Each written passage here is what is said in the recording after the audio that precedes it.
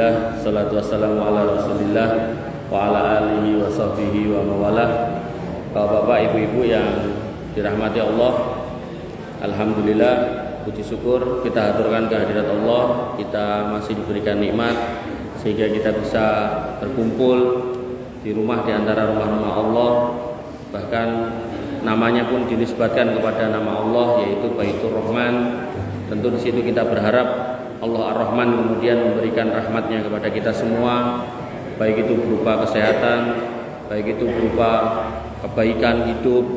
Syukur-syukur itu adalah sebuah hidayah yang nanti pada akhirnya akan menghantarkan kita semua ke surganya yang abadi. Bapak Ibu yang dirahmati oleh Allah Subhanahu wa taala, kula wau di jawil Pak Mul tak kasih tahu tak. Apa Pak? Kitab niku pun dibahas Ustaz Azam. Walah kok ora ngomongi. Nen? Ben mantap, gampun mungkin tak keloloten. Jadi sebenarnya saya itu lebih seneng kalau ya jenengan yang belum itu apa atau yang pengen dibahas itu apa gitu.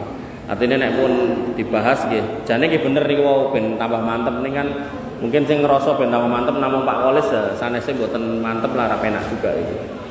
Niki kula umpami tanglet niku kersane napa? Tafsir terus pun enten. Terus napa melih sing pun enten Pak Bu? Ajenge mboten tempuk. Napa Pak? Nah ekonomi mengke kula pas angger Jumat kedua niku. Napa? Ayo Pak Mul. Tentang keluarga. Pripun Pak Pendi, Pak Takmir. Pak Tamir duting Pak Kolis. Pripun? Digalih riyen. Oke, mungkin dikabari nggih. Nggih, niki kula sakmenika mbetakaken tema husnul khotimah. Dadi jane nggih pun nyepake niki ning gandeng disanjangi niku wau terus kula langsung mlipir liyane mawon. Husnul khotimah. Husnul khotimah nggih. Ya ini dugi. Buku sul enten. Mboten enten. Bapak Ibu yang dirahmati oleh Allah Subhanahu wa taala, Nabi SAW paring pangandikan babakan amal, innamal a'malu binniyat. Sesungguhnya amal niku tergantung dumateng niatipun. Gumantung niatipun. Artinya orang akan diberikan pahala sesuai dengan niatnya. Tapi jangan lupa kalau ternyata wa innamal a'malu bi khawatimiha. Amal ugi dipun persani terakhirnya orang ini gimana? Ketoke saiki sholih, ketoke alim, apakah dia akan seperti itu di akhirnya? Atau sebaliknya, ketoke kok cah nakal, ketoke cah angel kandhanane, apakah akhirnya seperti itu? Nah, akhir dan awal ini adalah penentunya. Dalam beramal kita diminta ikhlas, dan dalam hidup kita diminta mengakhiri dengan baik. Itu yang kita kenal dengan husnul khotimah. Nah, hadis lengkapnya tadi potongannya innamal a'malu bi khawatimiha. Nah, hadis lengkapnya an Sahl bin Sa'ad, dari Sahel bin Sa'id As-Sa'idi qala, beliau berkata, nadara Nabi sallallahu alaihi wasallam ila rajulin yuqatilul musyrikin. Nabi SAW itu melihat kepada seorang laki-laki yang berjihad, dan dia dalam jihad itu seradi wedi. Pokoknya ini ngarep dewe, pendel dewe, wani dewe, gak punya rasa takut kepada siapapun. Semua musuh diterjang. Wa kana min a'dhamil muslimina ghana'an anhum, dan dia adalah termasuk pasukan yang paling gagah beraninya di antara kaum muslimin yang ada. Jadi wong sing jagoane. Jadi umpami kita ngelihat itu pokoknya jos banget lah. Tapi apa kata Nabi SAW? Faqala, beliau berkata, man ahabba ayyadura ila rajulin min ahlinar nar falyandur ila hada. Sapa wonge sing pengin delok penghuni neraka, sing bakal nyemplung neraka, kuwi lho delokan bocah kuwi. Padahal di dalam berperang beliau ini di depan. Beliau ini penerjang musuh sedemikian rupa, gak punya rasa takut sedemikian rupa, sampai kemudian dikasih julukan ghana'an anhum, a'dhamil muslimina ghana'an, yaitu pasukan yang paling gagah beraninya. Tapi kata Nabi, Dikatakan bahwasanya man ahabba ayyandura ila rajulin min ahlin nar, siapa yang pengen melihat laki-laki penghuni neraka, falyandur ila hada, deloken wong kuwi. Nah, ini sebuah kondisi yang kontras nggih. Artinya amalnya niki seolah-olah benar-benar menghantar ke surga, tapi kok yo delalah malah Nabi mengatakan sebaliknya. Kemudian fatabi'ahu rajulun, kemudian seorang sahabat ngikuti, ngintili, falam yazal ala dzalika hatta juriha. Terus diikuti sampai karena dia menerjang musuh sedemikian rupa, penuh luka, dan dia mendapati badannya penuh luka, fasta'jalal maut, kemudian dia pengen segera mengakhiri deritanya dengan mati. Faqala dubabati saifihi, lalu serta merta dia ambil pedangnya, ujungnya, fawadu'ahu baina satyaihi, kemudian meletakkannya di dadanya niki. Kemudian fatahamala alaihi, diwalik ngoten terus dhek menjatuhkan diri ten niku, bles gitu kan. Hatta jaroha mimbaini katifaihi, sampai kemudian nembus daerah niki bablas menika. Maka faqala Nabi sallallahu alaihi wasallam, lajeng Kanjeng Nabi ngendikan, innal abda la ya'malu fi ma yaronas amala ahlil jannah.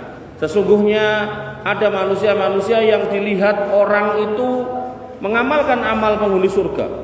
Ketoke alim, ketoke solih, ketoke mujahid, ketoke jagoan, ketoke pengpengan lan sak piturute. Tapi apa kata Nabi? Wa innahu lamin ahlin nar. Tapi dia adalah penghuni neraka. Jadi menurut pandangan orang, ini orang yang luar biasa. Tapi ternyata malah dikersake Gusti Allah, tempatnya enggak sesuai dengan pandangan orang. Wa ya'malu fi ma yaron nas amala ahlin nar. Dan kemudian ada orang yang ketoke dilihat orang ini kok bocah nakal, bocah yang kemudian bakal nyemplung neraka lan sak piturute, wa huwa min ahlil jannah, tapi ternyata Allah menghendaki dia menjadi penghuni surga. Nah, akhir kalimat dari hadis ini, wa innamal a'malu bikhawatimiha, maka sesungguhnya amal itu tergantung akhirnya. Sehingga berdasarkan hadis ini, maka kita akan dapati ada orang-orang yang beramal baik menurut pandangan orang, tapi justru boten cekap, tidak bisa dijadikan asas dia kemudian mendapatkan kedudukan yang baik di akhirat. Sebaliknya ada orang yang menurut pandangan orang niki jane ora apik bocahe, boten sae, amalane elek, tapi ternyata di mata Allah Subhanahu wa taala dia didudukkan di tempat yang utama. Kok bisa? Kan ngoten. Artinya saya kalau baca hadis-hadis kayak gini saya itu khawatir gitu. Jangan sampai kita termasuk yang di situ gitu kan. Maka kenapa kok bisa? Para ulama menjelaskan jalan tengahnya atau titik temunya adalah mereka-mereka yang kemudian beramal sholih tapi niatnya bukan lillahi ta'ala. Pramila pernah saya sampaikan toh, ada 3 orang yang kemudian dihadirkan di hadapan Allah Subhanahu wa taala, lalu ditanya, "Kowe mbiyen piye uripmu?" Kata dia, "Saya berjihad." Kata Allah, "Kadzabta, ora, kowe ngapusi. Kowe jihad ben disebut pahlawan." Ada orang yang kemudian bersedekah dan dia menyatakan diri semua hartanya habis buat sedekah, tapi Allah katakan, "Ora, kowe ngapusi. Kowe nglakoni kuwi ben disebut wong dermawan, wong lomo." Kemudian ada orang yang kemudian ceramah sana sini, menyampaikan ilmunya, membagi ke sana kemari. Kemudian ketika ditanya, "Untuk apa hidupmu?" Kata dia, "Saya berdakwah di jalan Allah." Kata Allah, "Dusta, bohong, kadzabta. Kamu melakukan semua itu biar dipuji orang sebagai orang alim, biar disebut sebagai ustadz, biar disebut sebagai orang-orang yang punya ilmu." Maka ketulusan niat ini yang perlu kita pahami, bahwasanya jangan sampai kemudian kita tidak bisa menempatkan diri dalam beramal sehingga kita luput amal yang harusnya kepada Allah Subhanahu wa taala, justru kita gunakan, kita pamrihkan kepada manusia. Bapak Ibu yang dirahmati oleh Allah Subhanahu wa taala. Kemudian Nabi Shallallahu alaihi wasallam mengatakan dalam riwayat hadis yang lain, beliau mengatakan bahwasanya jangan pernah kagum dengan amal seseorang. Artinya ketika panjenengan lihat ada orang wiritan sedemikian rupa, ada orang yang dikiran sedemikian rupa, gedek-gedek sedemikian rupa gitu kan. Maka Nabi mengatakan la alaikum alla tu'jabu bi ahadin hatta tanduru bima yuhtamu lahu. Jangan pernah kamu kagum dengan amalan seorang pun di antara kalian, lebih-lebih amalnya sendiri, lebih-lebih menganggap dirinya sendiri yang lebih baik, yang terbaik. Maka kata Nabi SAW, hatta di sini dikatakan tanduru bima yuhtamu lahu, sampai kamu lihat dia itu mati dalam kondisi seperti apa. Makanya di dalam Al-Quran Allah mengatakan fala tuzakku anfusakum huwa a'lamu liman ittaqa.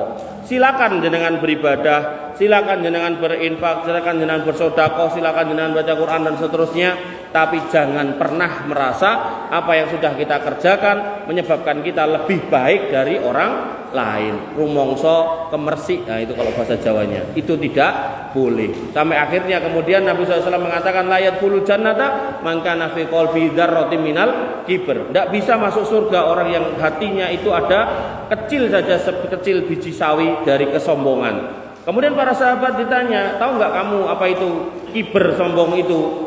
Kata para sahabat, wallahu wa rasulu a'lam. Allah dan Rasulnya yang tahu. Kemudian Nabi SAW mengatakan, al-kibru batalul haq wa ghamdun nas. Kiber itu adalah engkau menolak kebenaran, padahal kebenaran nyata disampaikan, dalilnya kelihatan. Dan kemudian yang kedua asas dari kiber adalah kamu meremehkan orang lain. Apalagi misal ngapunten nggih, kemudian yang nasihati kita cucu kita masih kecil gitu kan, "Mbah kong ayo salat." Cah cilik ya, ngoten niku.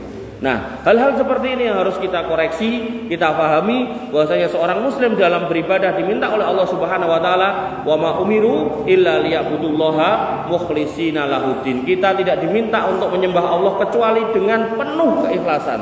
Sampai Allah kemudian mempertanyakan, "Mangkana yarju liqa'a rabbih falyamal amalan sholiha wa la yusyrik bi ibadati rabbi ahada." Allah tegaskan kalau memang kalian kita semua pengen berjumpa Allah, ketemu Allah, berhadapan melihat Allah Subhanahu wa taala sebagaimana kita melihat rembulan, tidak ada tabir, tidak ada tedeng aling-aling, maka yang terjadi adalah fal ya'mal amalan sholiha, monggo silakan beramal sholih, tapi asasnya adalah wala yusyrik bi ibadati rabbih ahada. Pas ngamal ampun kemudian diiringi kesyirikan, dan termasuk kesyirikan adalah meniatkan amal tidak untuk Allah Subhanahu wa taala.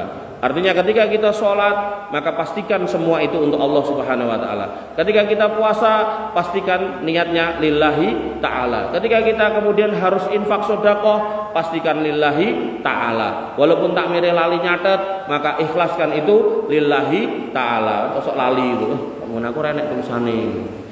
Atau kemudian ketika kita sudah daftar kurban, gelalas sing boleh yo lali nyebut jeneng tapi enggak lali ngomong bismillah, ya ikhlaskan lillahi ta'ala. Karena insya Allah tetap sah. Maka hal-hal seperti ini yang harus coba kita bangun, kita desain lagi pada diri kita, apalagi kita orang-orang yang sudah kemudian Allah titipkan usia lama, dan insya Allah gak lama lagi kita akan menghadap Allah Subhanahu wa taala. Jangan sampai kita punya amal yang banyak, amal yang besar, tapi karena kemudian kita luput dalam mendesain niat yang lillahi ta'ala ini, kemudian apa yang kita kerjakan, yang kita harapkan menjadi panen besar di hari akhirat, justru kita bangkrut, gak panen apa-apa, kayak para petani yang nanem tapi kemudian gak panen karena diserang tikus. Bapak Ibu yang dirahmati oleh Allah Subhanahu wa taala. Kemudian Nabi SAW melanjutkan sabdanya, "Fa innal amila ya'malu zamanan min umrihi au burhatan min dahrihi bi amalin sholihin law mata alaihi dakhalal jannah." Karena mungkin saja ada seseorang yang beramal pada suatu waktu dengan amalan yang sholih, yang seandainya ia mati maka ia masuk surga.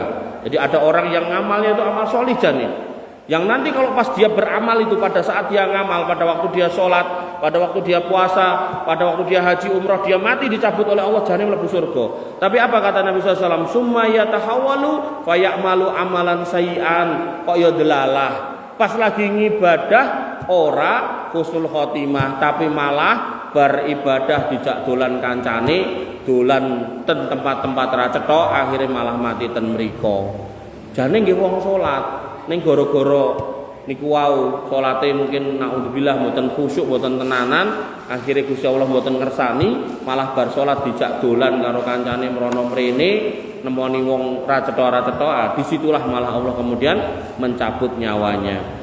Kata Nabi SAW, wa innal abda, ada juga seorang hamba layak malu burhata min dahrihi, dia mengamalkan suatu amal yang pada satu waktu bi amalin sayyi'in, amalnya jelek pada waktu itu.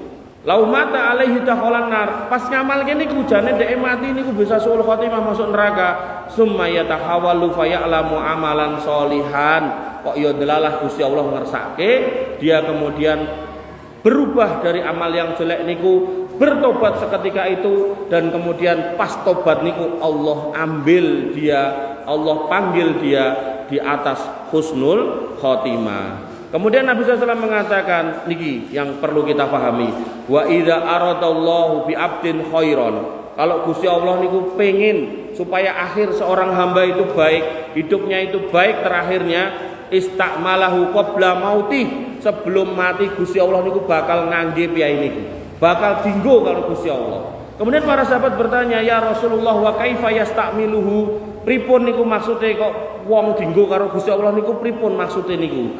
Kemudian kata Nabi SAW, yuwaffiquhu li amalin sholihin summa yakbiduhu alaih, dia pas bar ngakoni dosa dhek kelingan dosa, pas mertobat terus dhek kelingan gondandani dosane, kemudian Allah kasih ilham, Allah kasih taufik untuk kemudian beramal yang sholih pas niku. Kok ya delalah bar niku didudut nyawane kalih Gusti Allah. Makanya yang harus kita pahami, ketika kita jatuh pada sebuah kesalahan, pada sebuah dosa, jangan sampai ada kamus mengko wae tobaté nek wis nyedaki mati, mboten. Justru ketika kita hari ini, saat ini, detik ini melakukannya, maka satu detik kemudian kita bertobat. Hari ini, detik ini kita melakukannya, maka setelahnya kita langsung beristighfar. Jangan ditunda, karena setan senang sekali ketika seorang hamba itu menunda tobatnya.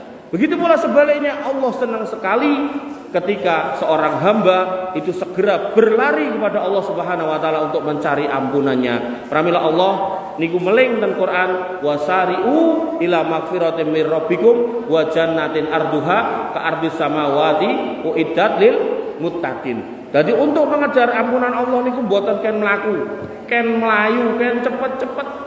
Soale sing jenenge malaikat maut niku mboten kenal hari, mboten kenal tanggal, mboten kenal wayah, mboten kenal papan panggenan sak nggon-nggon. Walaupun tumfi buruji musayyadah, walaupun kita itu ada di dalam benteng yang rapat sekalipun, dia tetap diparani. Delek nang jero guwa nggih tetap diparani. Jadi tadi saya lihat berita niku ten Iceland niku daerah kutub niku. Niku enten guwa es itu. Niku enten piyai-piyai sing mlebet mriku.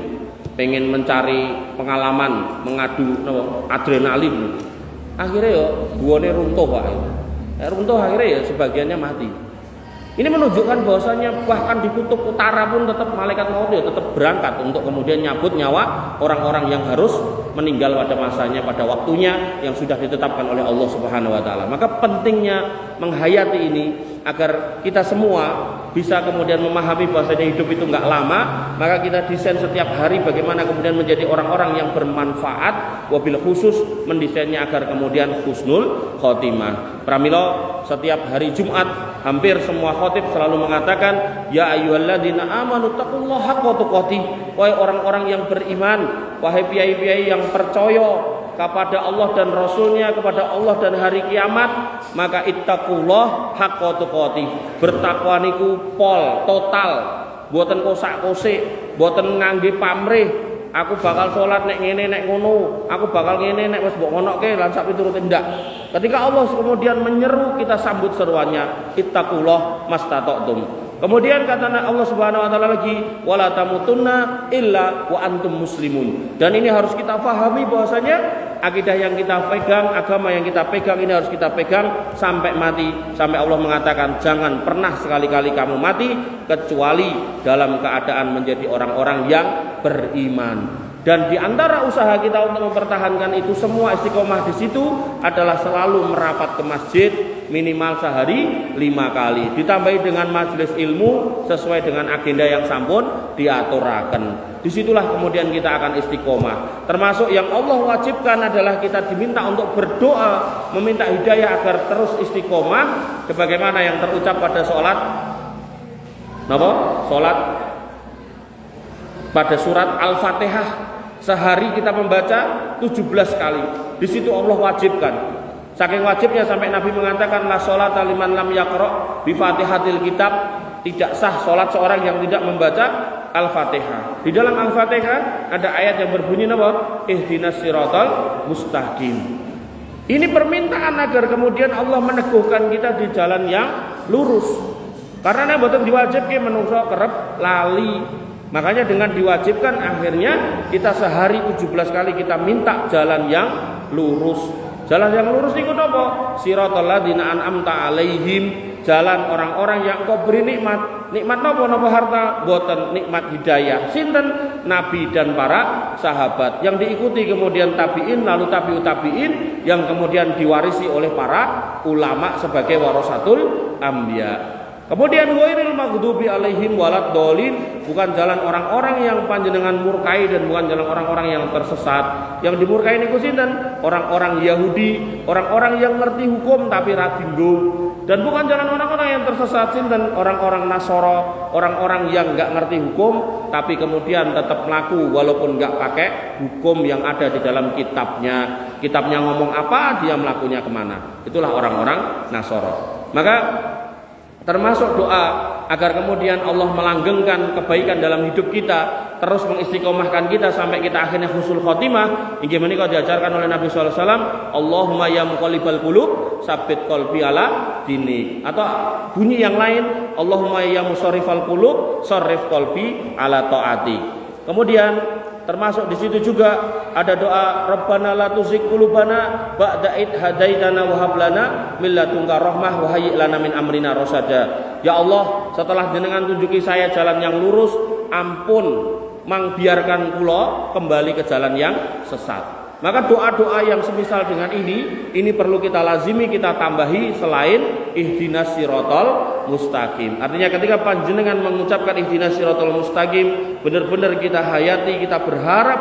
sedemikian rupa sehingga ketika kita akhirnya menutup mata, husnul khotimah yang kita dapatkan. Dan ketika kita ngomongkan surga yang disiapkan uiddat lil muttaqin, tentu asas orang yang bertakwa dia harus kemudian menjalankan perintah Allah dan menjauhi larangannya, termasuk perintah Rasul dan larangan dari Nabi Muhammad SAW. Allah menegaskan itu dalam Quran surat Az-Zukhruf ayat 72, wa tilkal jannatul ladzi uristumuha bima kuntum ta'malun. Yang namanya surga kuwi tak wariske nggo kowe kabeh atas amal perbuatanmu.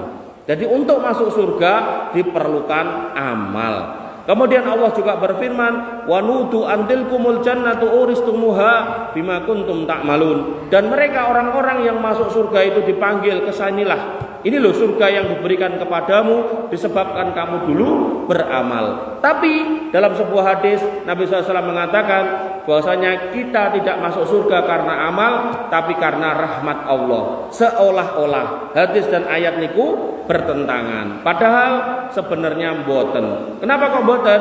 Karena misal kalau kita hitung-hitungan, kita sholat sekali 5 kali, sekali sholat misal 5 menit, 5 ping 5 selangkung anggaplah niku setengah jam, maka kita sholat setengah jam, kita enggak sholat 23 setengah jam. Umpami Gusti Allah niku menerapkan rumus dagang ala manusia, nek sing dilakoni luwih akeh bakal nyebabke nyemplung surga, nek sing dilakoni luwih sithik bakal nyemplung neraka, maka insya Allah sakjane kita semua mboten patut nyemplung surga. Tapi karena Allah ini Ar-Rahim dan Allah hanya meminta sholat sehari 5 waktu, puasa sekali dalam setahun nggih menika pas Ramadan, haji sekali seumur hidup, kurban sekali setahun, maka ketika kita menuruti apa yang diminta Allah dan Rasulnya, itulah yang disebut takwa. dan ketika kita lakukan kanthi ikhlas lillahi ta'ala, itu yang disebut sebenar-benarnya takwa. Maka ketika itu kita kerjakan senajan namung sekedhik, nek diitung-itung jane nggih kirang tinggi ongkos mlebet surga, tapi karena Allah adalah Ar-Rahim, Allah tetap akan memasukkan kita ke surga atas rahmatnya. Yang dipilih dikasih rahmat adalah mereka yang beramal senajan sekedhik. Karena nanti ada orang yang kemudian ngangge hadis niku kemudian mengatakan, lho iso mlebu surga tanpa ngamal, nek nu rasah salat tak njaluk surga. Ah ngoten. Enten biaya ngoten niku. Maka yang harus kita pahami, kita tetap harus beramal senajan sekedhik ning istiqomah, disitulah kemudian mengundang rahmat Allah yang akan memasukkan kita ke surganya kelak. Dan ketika kita beramal, boten usah kemudian pengen sing kados Nabi dalam artian sholat tahajud nganti bengkak-bengkak. Kemudian Nabi sampai pernah mengatakan, tidak tertinggal padaku kalau kemudian aku mendapatkan harta segede gunung Uhud lebih dari 3 hari. Sampai Nabi niku ngantongi sedekah emas segede jentik niki, niku salate mboten kusuk, gendang cepet, gendang mulih, ditokke, disedekahke, mboten usah ngoten niku. Karena itu adalah levelnya Nabi, levelnya Rasul Muhammad SAW, orang pilihan, orang yang paling mulia. Lalu level kita apa? Panjenengan pilih yang paling gampil, yang paling mudah, jenengan istiqomah. Karena amal niku yang dicintai niku sekedhik, ning ajeg, ning konsisten, ning istiqomah. Jadi nek misal ngapunten, umpami jenengan tahajud 8+3 niku kabotan, mungkin pun keselan sak piturute, nggih 4+3 nggih angsal. Atau kemudian niku nggih kok jek kabotan wis 2+1 wis. Tapi nggih sampai matine jenengan niku jenengan lampahi. Makanya Bilal bin Rabah niku pernah ditanya oleh Nabi SAW, wahai Bilal, kok aku krungu swara sendalmu ning surga, jane kowe nglakoni apa?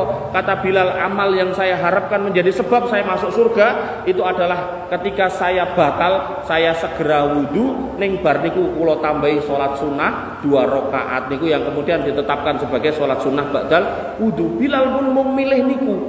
Padahal Bilal niku amale kathah. Padahal Bilal niku perjuangannya ngoten niku, sampai di tepi watu ning padang pasir tetap istiqomah, boten goyah imannya sama sekali.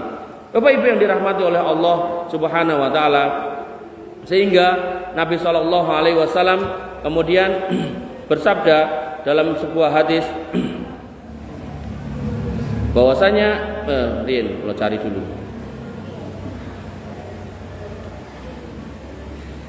Bahwasanya hari kiamat itu salah satunya dicirikan dengan banyak orang yang mati mendadak. Ketemu sehat, cek guyang-guyu, mungkin malah iso dijak bal-balan gitu kan. Ternyata barang anu di WA pun mboten enten. Maka Nabi SAW mengatakan dalam sebuah hadis an Anas bin Malik, dari Anas bin Malik, rafa'ahu ila Nabi sallallahu alaihi wasallam.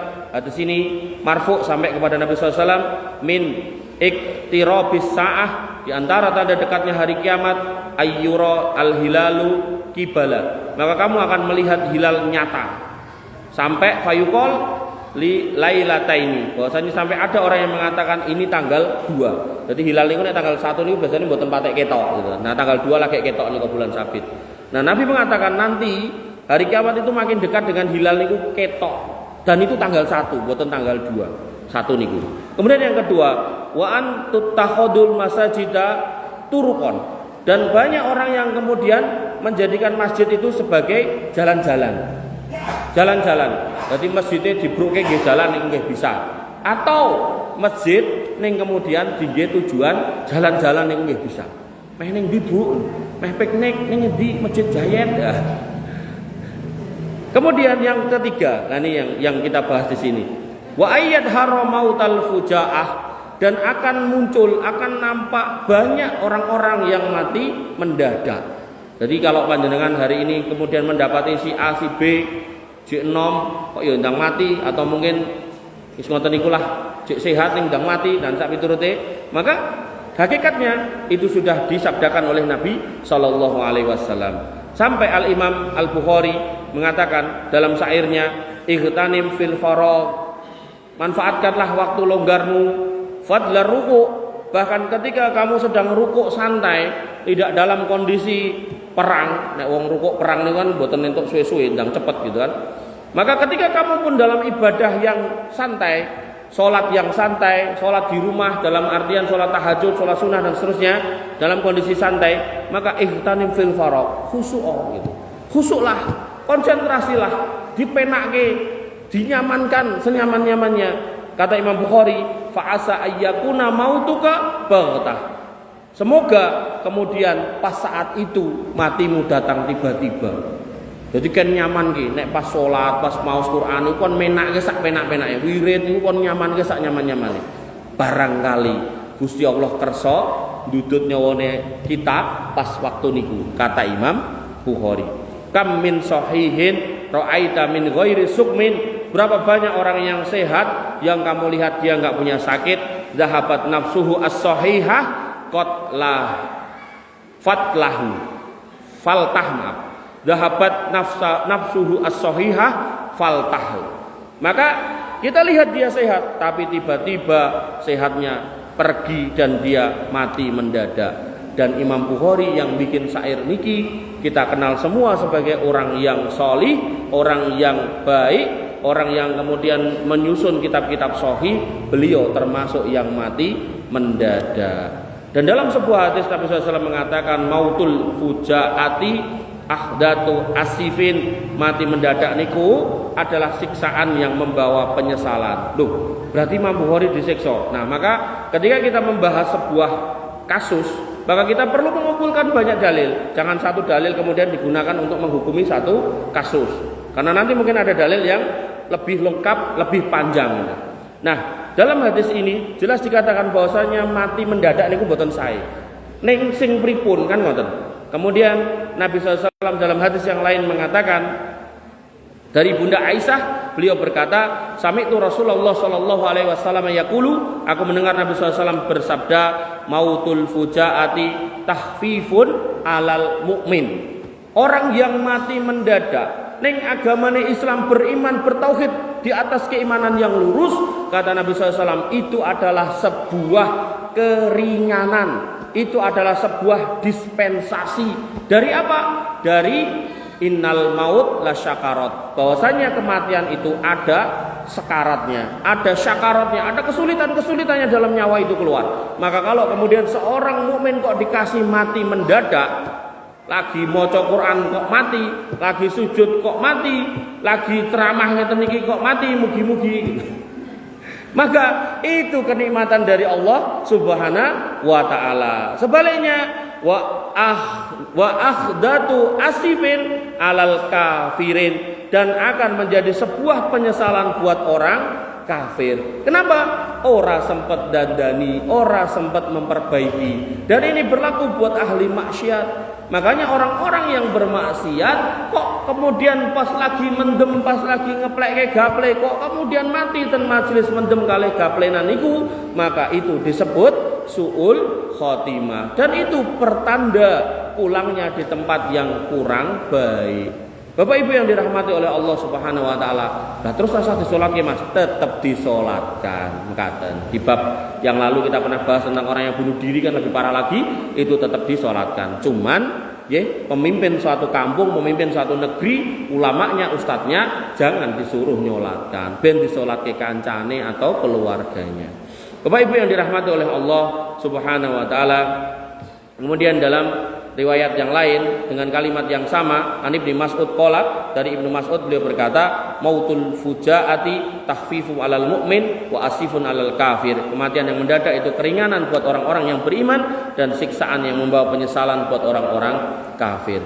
Bapak Ibu yang dirahmati oleh Allah Subhanahu wa taala, sehingga pada hidup yang sebentar ini, pada kesempatan kita hidup yang sebentar ini, maka seorang mukmin harus senantiasa setiap hari bertanya pada dirinya setelah melaksanakan rukun Islam, kewajibannya sebagai seorang muslim, maka hal apa lagi yang perlu dilakukan. Sampai Nabi SAW pernah ditanya, ada seorang wanita, ya Rasul, dia sholat malam setiap malam, setiap siang dia puasa sunnah, tapi mulutnya tidak pernah berhenti dari mencaci maki, menyakiti sesama muslim. Bagaimana keadaannya? Kata Nabi SAW, hiya finnar, Kemudian ada seorang lagi yang bertanya kepada Nabi, ya Rasul, ada seorang wanita yang dia hanya sholat wajib saja, puasanya puasa wajib saja, tapi semua orang senang dengannya, selamat mulutnya dari orang-orang yang seperti itu. Orang-orang gak pernah dicaci sama dia, orang gak pernah disakiti dengan mulutnya. Kata Nabi SAW, hiya fil jannah. Kemudian dalam kesempatan yang lain Nabi SAW mengatakan, aku lebih senang kalau sekiranya kamu mau keliling mendatangi saudara-saudaramu, kemudian ngecek apa yang diperlukannya, apa yang bisa dibantu, apa yang bisa ditulungi, apa yang bisa diringankan dari masalah-masalahnya, daripada umroh 1 bulan. Padahal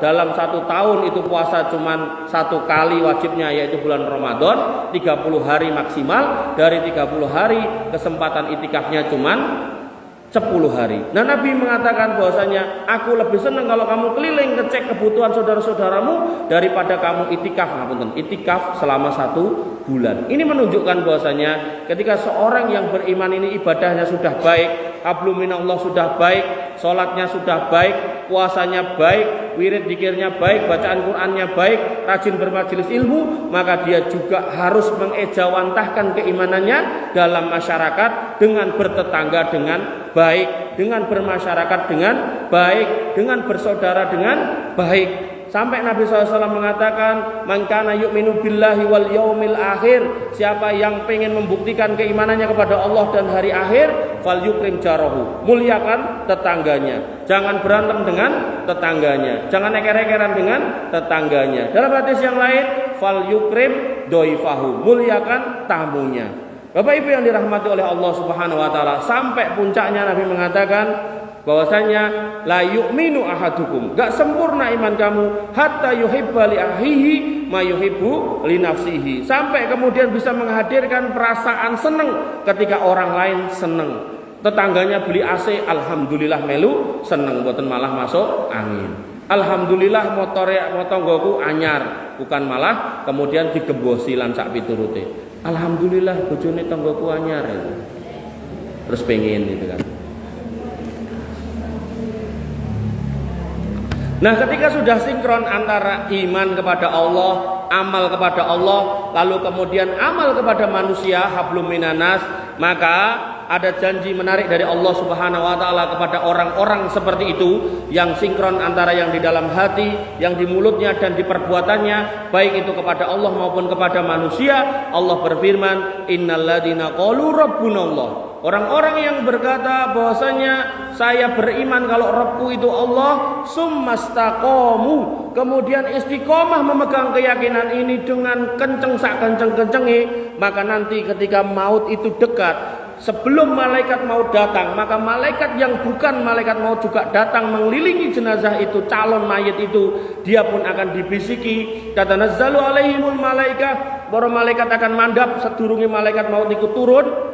Mereka mengatakan, alla takhafu wala tahzanu, Pak Mul ora usah wedi, ora usah kuatir, ora usah sedih, wa absiru bil jannati allati kuntum tu'adun, iki wayahe mulih Gusti Allah wis ngenteni ning kono enek surga cemepak nggih panjenengan. Syarat niku wau, istiqomah di atas keimanan yang di dalam hati, kemudian yang terucap dan kemudian yang dilakukan. Makanya para ulama mengatakan yang namanya iman itu adalah sinkronisasi antara yang dinyatakan di dalam hati, yang diucapkan dengan lisan, yang kemudian diamalkan dengan perbuatan. Karena ada orang sing ketoke kulite Islam tapi atine wanyel banget karo wong Islam, itulah yang disebut orang munafik. Ada orang yang imannya sebagai seorang muslim tapi kemudian amalannya kok ahli maksiat, itu yang disebut orang fasik. Ada orang yang hatinya membenarkan tapi tidak pernah bersahadat, itu seperti Abu Thalib, itu tetap disebut orang kafir. Ada orang yang ngerti kalau Allah itu adalah Rabbul Izzati wal Jalalah, tidak ada sekutu baginya, tapi kemudian nek masalah melipir ten dukun, itu yang disebut orang musyrik. Maka yang dicari adalah orang-orang yang berkolbun salim. Ayatnya bunyinya apa, Mas? Tentang kolbun salim? Yang keras nih, apa? Nah, depannya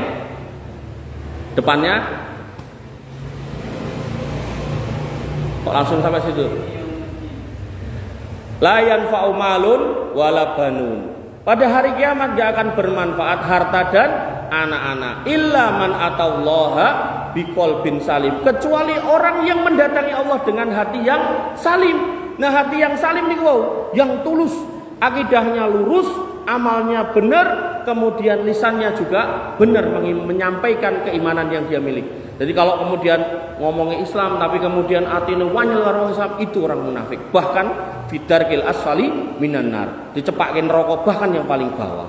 Adapun orang-orang yang menyatakan aku yo Islam, tapi yo jenenge Islam yo kudu nguri-uri ngene iki lho. Nek wayah ngene iki kudu mbok ndas iki ndas kuwi gitu kan. Maka itulah orang-orang musyrik.